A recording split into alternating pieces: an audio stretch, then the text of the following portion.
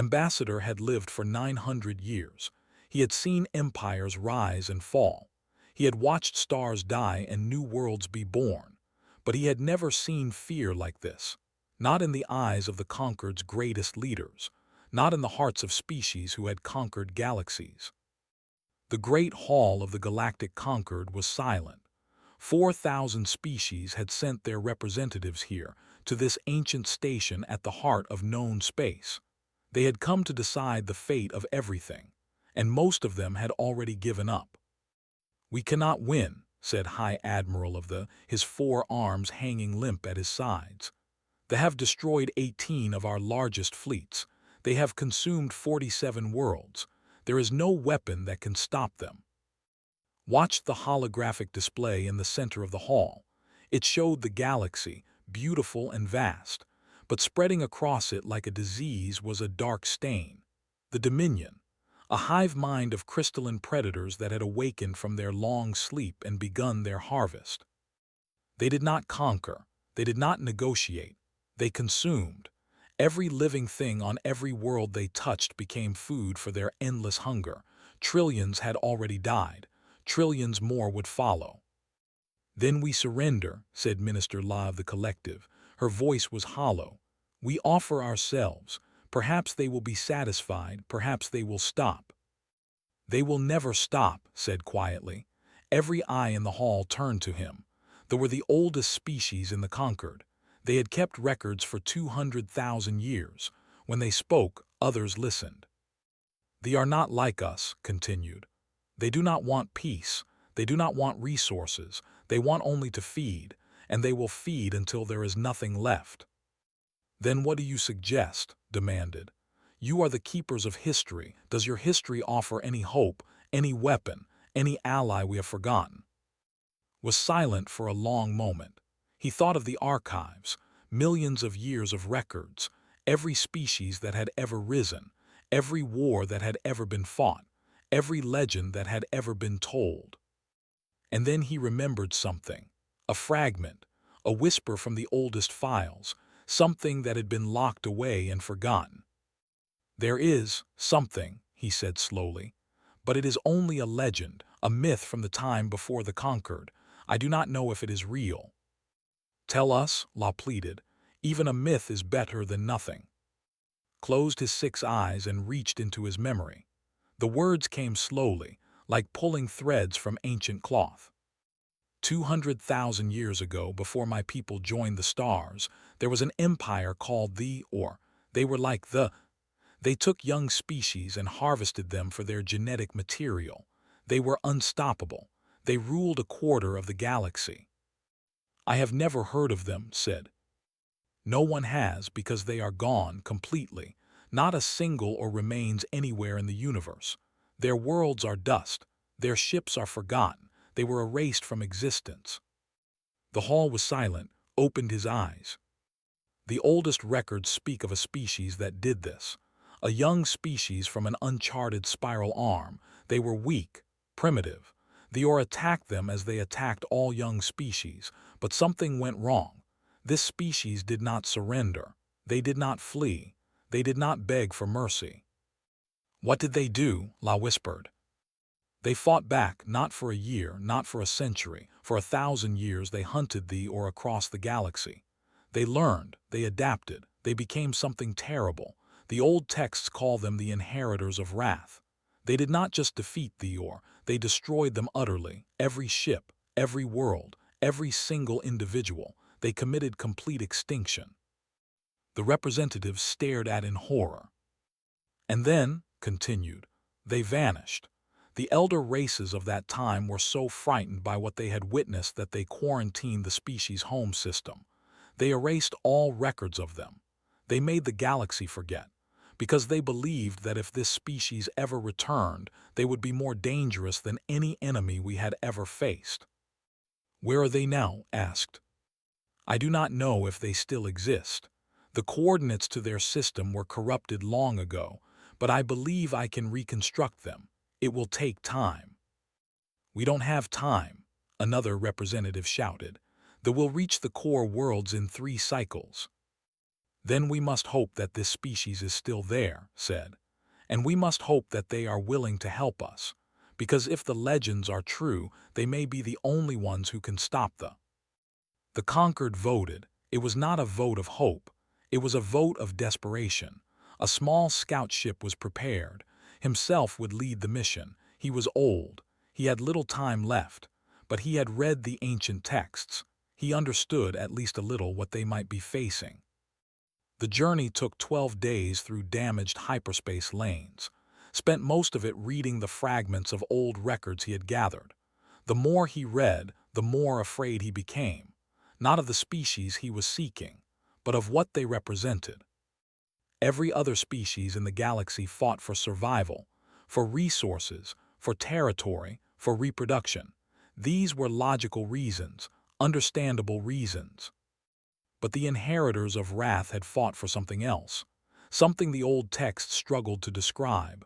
They called it many things: vengeance, justice, fury, but none of these words quite captured it. The ship dropped out of hyperspace at the edge of an unremarkable yellow stars system, looked at the sensors, and felt his heart stop.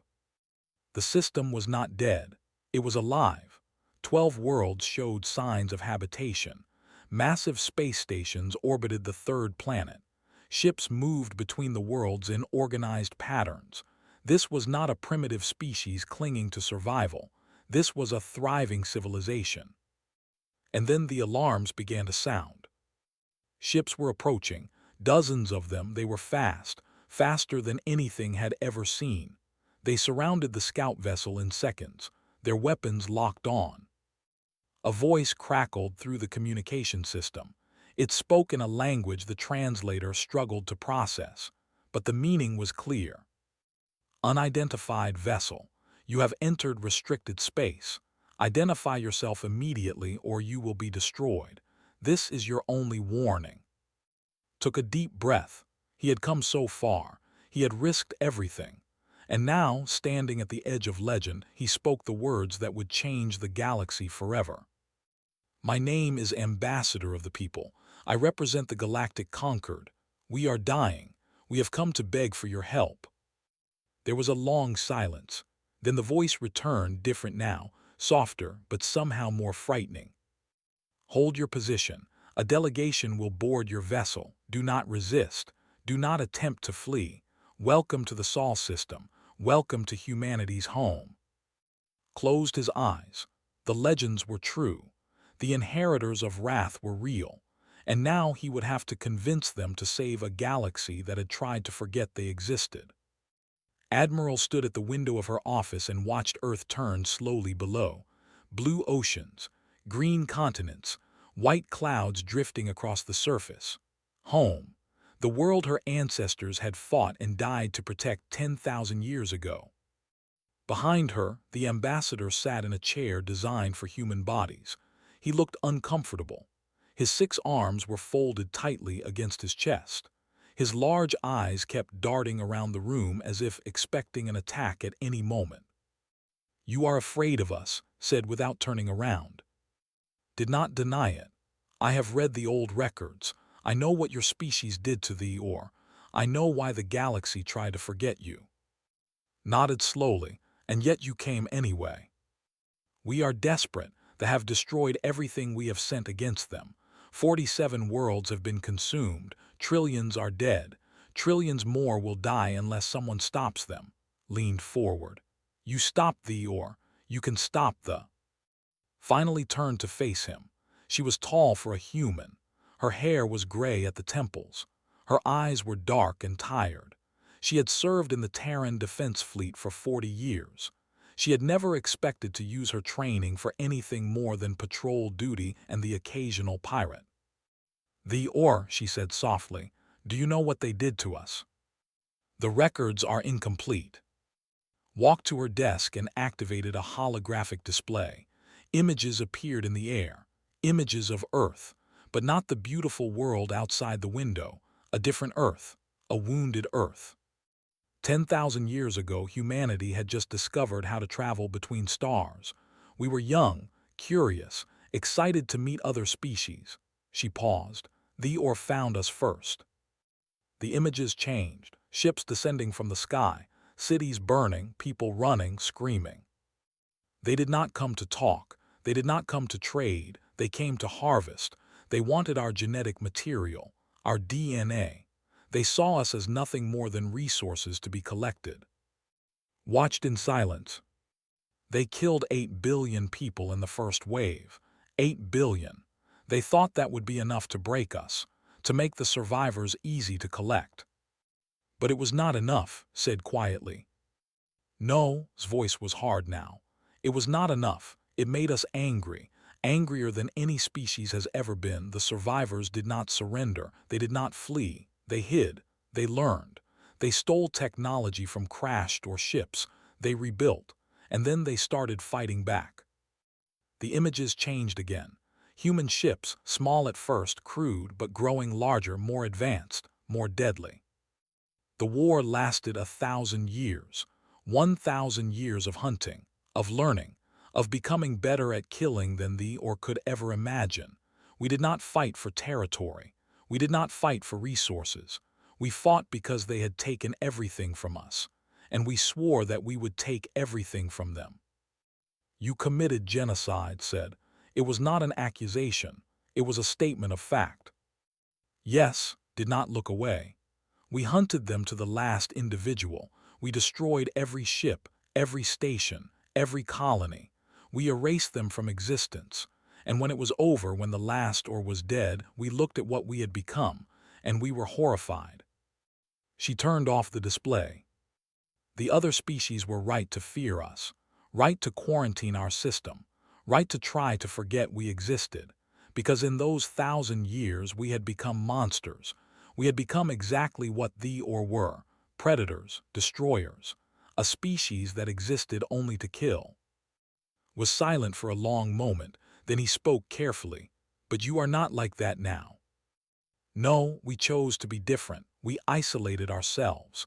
We built a civilization based on creation, not destruction. For 10,000 years we have stayed in our corner of the galaxy. We have watched. We have learned. But we have not interfered, because we knew that if we went out there again, we might become monsters again. And now, walk to the window. Earth continued to turn below, so peaceful, so fragile. Now you come to us. You tell us that there is another species like the Or, a species that consumes worlds, that kills trillions, that will not stop until everything is dead. She was quiet for a moment. You are asking us to become what we swore we would never become again. I am asking you to save us, said. I am asking you to save trillions of innocent people who have done nothing wrong except exist in the path of monsters. And if we become monsters again, if we cannot stop once we start. He walked to the window and stood beside the human admiral. They both looked down at Earth. I have read your legends, he said.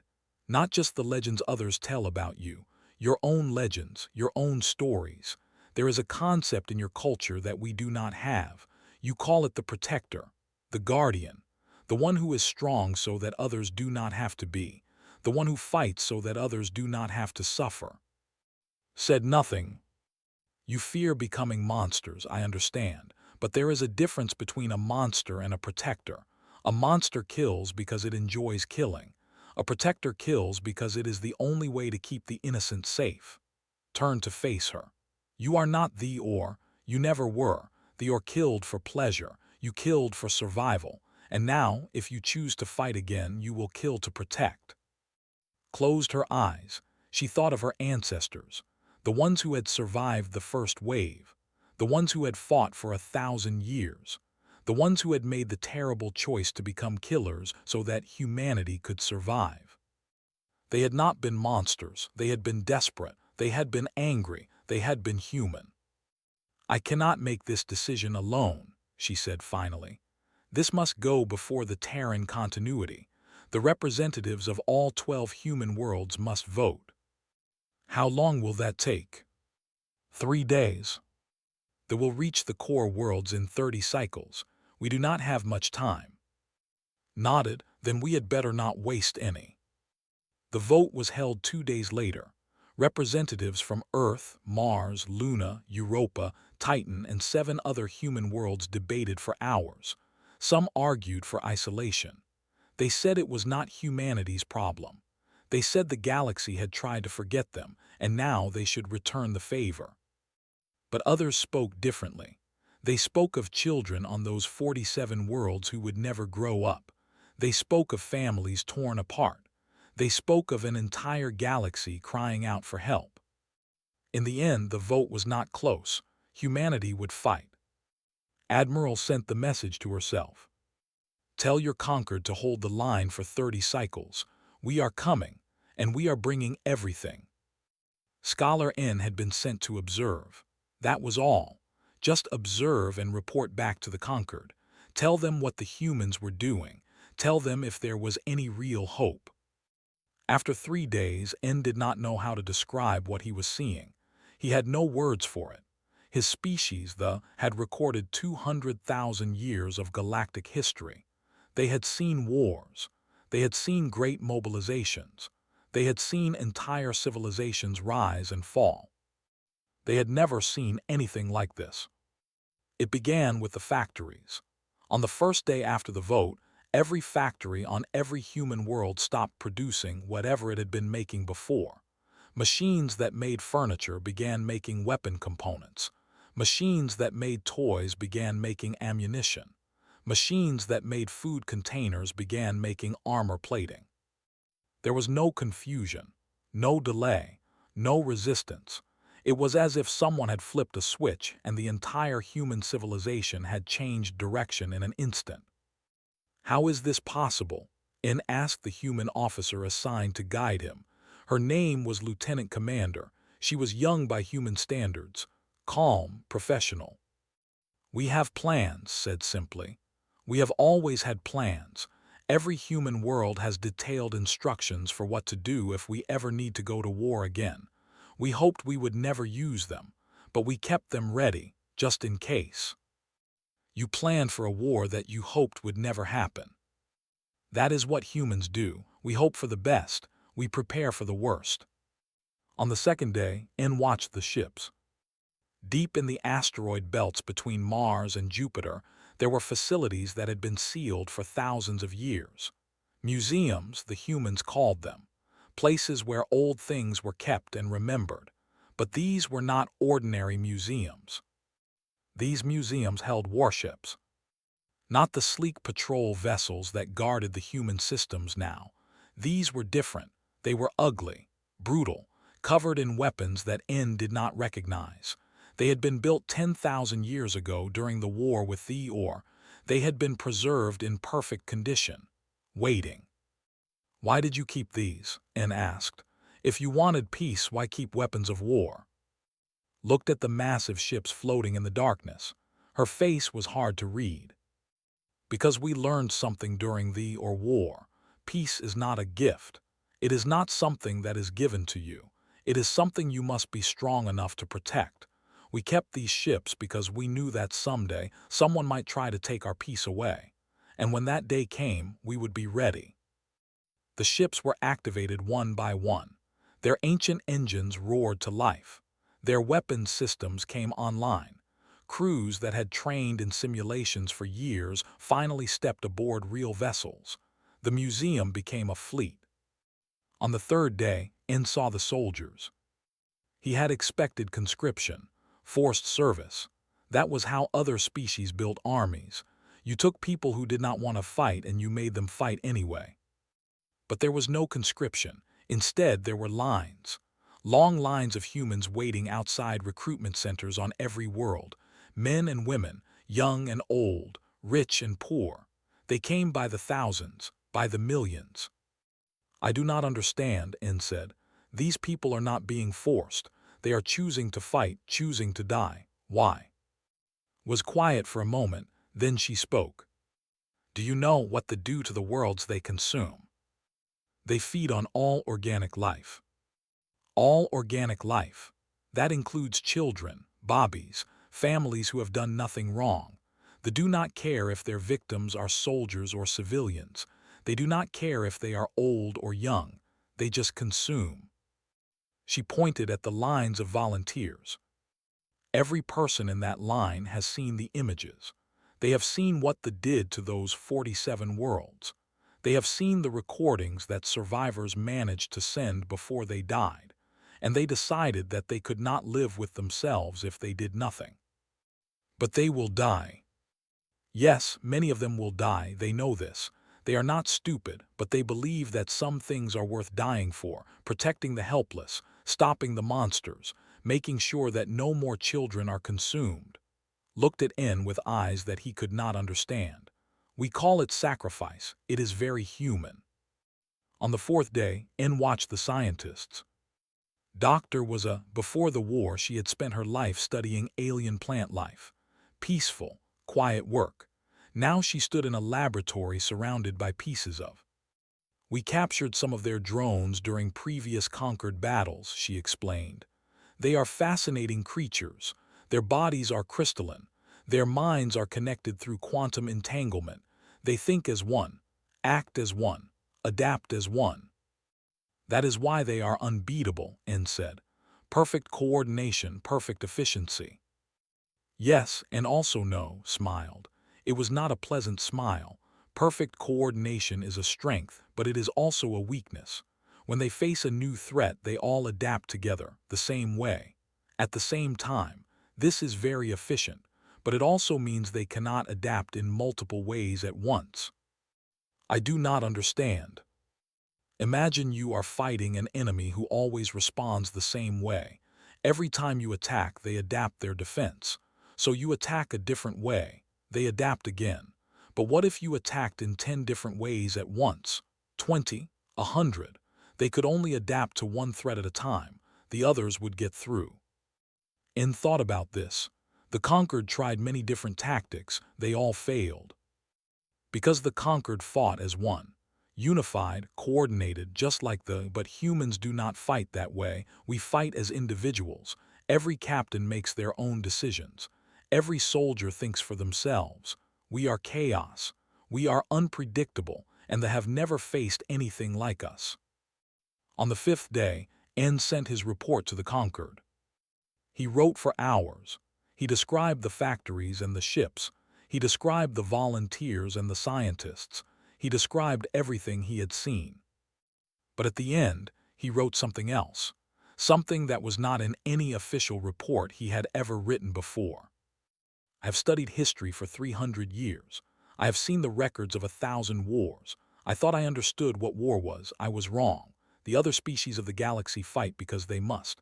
They fight with reluctance and fear. They fight to survive. But the humans are different. They do not fight to survive. They fight because they have decided that someone else's survival matters more than their own comfort. They fight because they are angry. Not angry for themselves. Angry for strangers they have never met. Angry for children who are not their children. Angry for worlds that are not their worlds. I do not know what to call this, but I know that I have never seen it before, and I believe that they have never seen it either. On the sixth day, the first expeditionary fleet was ready. 200 warships, 2 million soldiers, weapons that had not been fired in 10,000 years, and at the head of it all, Admiral. The fleet gathered at the edge of the Sol system. N watched from an observation platform as the ships activated their hyperspace drives. One by one, they vanished into the void, heading toward a galaxy that had forgotten them, heading toward an enemy that had never faced anything like them. The last thing N saw before the fleet disappeared was a message broadcast across every communication channel. A simple message, a promise. This is Admiral of the Terran continuity. We heard you crying out. We are here. And for the first time in months, N felt something he had almost forgotten. Hope. They had never known fear. For 10 million years they had spread across the galaxy in great harvest cycles. They slept they woke. They consumed, they slept again. No species had ever stopped them. No weapon had ever hurt them. They were perfect, eternal, inevitable. The battle of the corridor changed everything. Captain stood on the bridge of the destroyer unconquered and watched the enemy fleet on her display. The numbers were impossible. 20,000 ships, crystal vessels that glowed with stolen life energy, each one connected to the hive mind, each one thinking with the same cold, hungry intelligence. The conquered admirals had wanted the humans to form defensive lines, protect the remaining core worlds, hold position and wait for the enemy to come to them. Admiral had refused. Defensive positions let them choose when and where to fight, she had said. We do not give them that choice. We attack. We hit them so hard and so fast that they do not have time to think. Now understood what the admiral meant. The human fleet did not slow down as it approached the formation. It did not spread out into careful patterns. It did not wait for the perfect moment. It charged. 200 ships flew directly into the heart of 20,000. It was suicide. It was madness. It was exactly what the humans had planned. All weapons free, ordered. Target the command nodes. Ignore the drones. Hit them where they think. The Unconquered shook as its weapons fired. Beams of energy lanced out. Missiles streaked toward the crystal ships. All around her, other human vessels were doing the same. Chaos. Beautiful, terrible chaos. They responded. Of course they did. Their hive mind processed the threat and adapted. Shields shifted to block the human weapons. Drones moved to intercept the missiles. Counterattacks were launched with perfect precision. But there were problems. The humans were not attacking the same way. Every ship had a different tactic. Some charged forward. Some hung back. Some feinted left and struck right. Some seemed to retreat, then suddenly reversed and attacked again. The hive mind tried to adapt to all of them at once. It could not. Saw a gap in the formation. A command node that was exposed for just a moment as drones moved to block a different attack. She did not wait for orders. She did not ask for permission. Full power to engines, take us through. The Unconquered dove into the gap. Enemy fire tore at its shields. Warnings screamed on every console. Crew members died as sections of the ship were destroyed, but did not stop. She could see the command node ahead, a massive crystal structure that pulsed with the thoughts of 1,000,000 drones. Fire everything.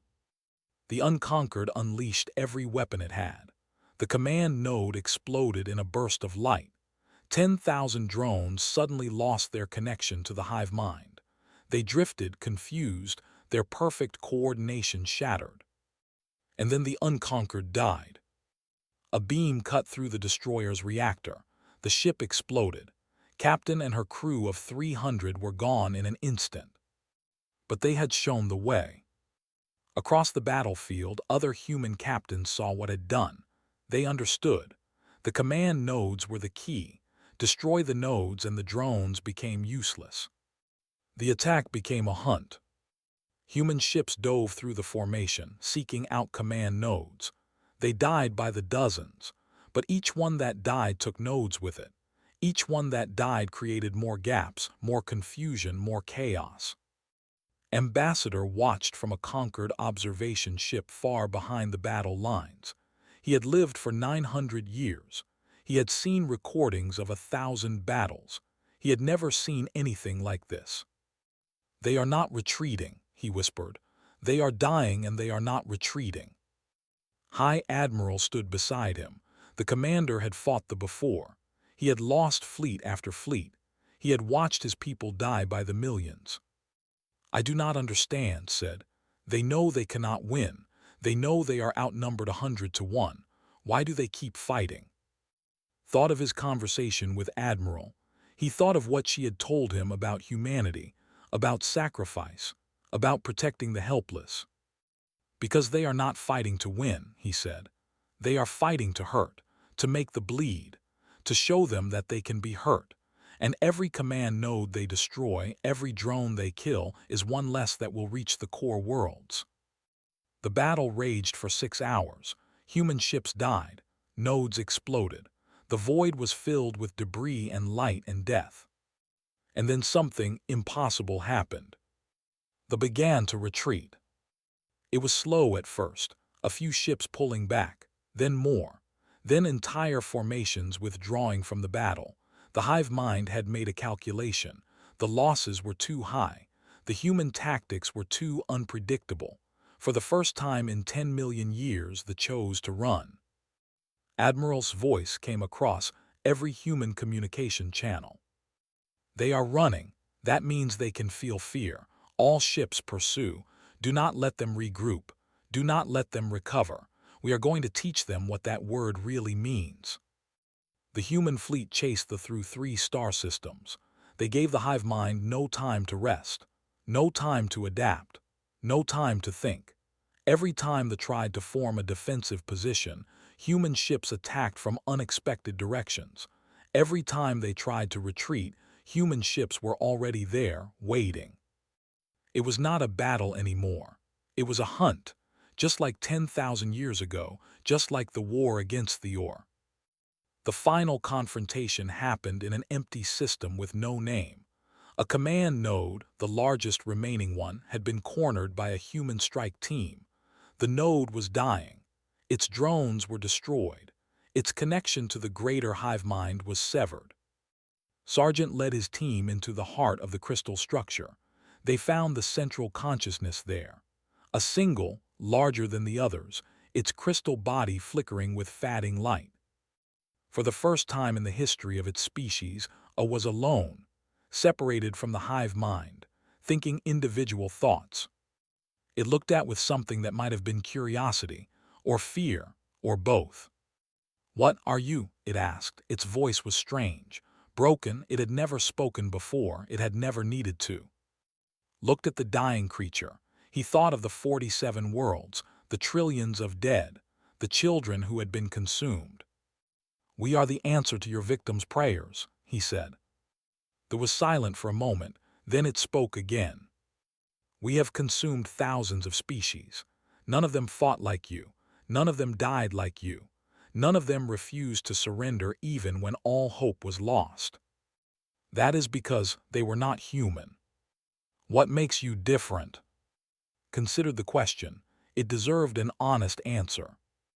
"We remember," he said. "We remember every person who died, every world that was lost, every child who was taken, and we do not forgive, we do not forget, we do not stop." This light flickered once more. "Then we are already dead. The hive mind does not know how to fight an enemy that cannot be broken. You have shown us fear. You have shown us pain. We cannot adapt to something we do not understand." No said, "You cannot." The died. And across the galaxy the news spread. The unstoppable had been stopped. The inevitable had been turned back. They were running. Humanity had arrived. 2 years had passed since the Battle of the Corridor. 2 years since humanity had returned to the galaxy. 2 years since everything had changed.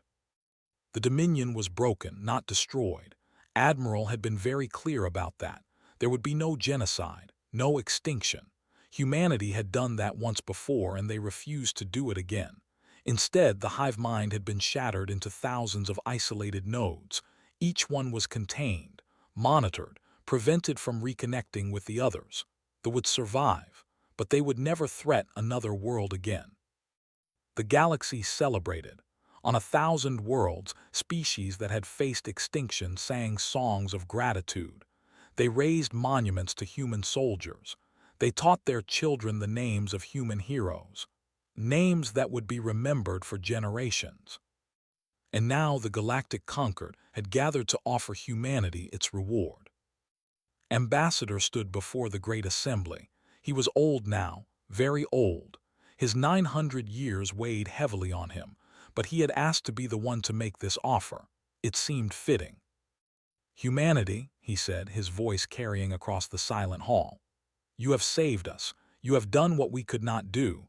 You have stopped thee and freed the galaxy from fear.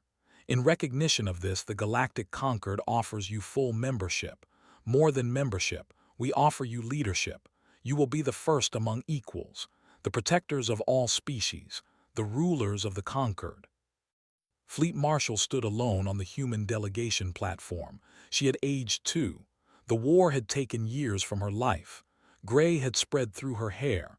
Lines had deepened on her face, but her eyes were the same, dark, tired, and somehow kind. "We thank the conquered for this offer," she said. "It is generous, more generous than we deserve, but we must decline." The hall erupted in confusion. Voices shouted in dozens of languages. How could they refuse, after everything they had done, after all the blood they had spilled? Raised his hands for silence. When the noise faded, he spoke. "I do not understand. You have proven yourselves the strongest species in the galaxy. You have the right to lead. You have earned the right to lead. Why would you refuse?" Was quiet for a long moment. Then she stepped forward to the edge of the platform. 200 years ago, when I was a young officer, I asked my grandmother why humanity stayed hidden, why we did not go out into the galaxy and take our place among the stars. She told me a story. She told me about the war with the or, about what we did, about what we became. The hall was silent. She told me that power is easy to gain but hard to give up. She told me that the species that rules others always becomes a monster, even if it starts with good intentions. She told me that the only way to stay good is to never put yourself above others. Looked around the hall at the representatives of 4,000 species. "You are offering us power, the power to rule, the power to lead, the power to decide the fate of trillions, and I understand why you make this offer. You are grateful, you are afraid. You want someone strong to protect you, but if we take this power, we will become what we swore we would never become. We will become we will become we will become monsters." "Then what do you want?" asked. "We want to be something else, something we have never been before, not conquerors, not rulers, not monsters," smiled. It was a tired smile, but it was real. "We want to be guardians."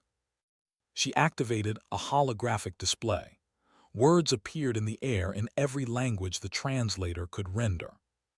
"We propose the Terran Sanctuary Compact, a promise.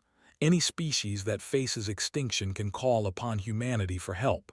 No payment, no conditions, no strings attached. We will come, we will fight, we will protect, and then we will go home." "That is all you want?" High Admiral asked. "You fought, you bled, you died by the hundreds of thousands, and you want nothing in return." "We want something," said. "We want to know that no species will ever face what we faced.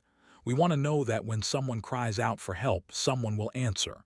We want to know that the galaxy is a little bit safer because we exist."